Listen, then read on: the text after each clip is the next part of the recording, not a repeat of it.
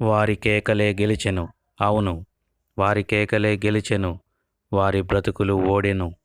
అల్లరి మూకల అరాచకం దేశ ఉనికికే ప్రమాదమా? సత్యమును అసత్యముగా మార్చటానికి బ్లాక్మెయిలింగ్ రాజకీయాలు, ప్రజలలో విషబీజాలు నాటటం ఇజ్రాయేలు దేశపు ఉనికిని ఎలా ప్రశ్నార్థకంగా మార్చాయో చరిత్ర పుటలను తిరగవేస్తే మనకు అర్థమవుతుంది. పిలాతు యేసును విడుదల చేయగోరి వారితో తిరిగి మాట్లాడెను.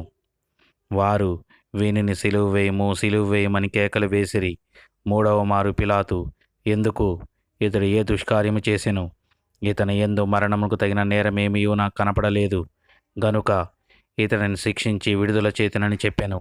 అయితే వారు ఏకపట్టుగా పెద్ద కేక వేసి, వీనిని సిలువ వేయము, సిలువ వేయము, సంహరించుము, సంహరించుమని కేకలు వేసిరి.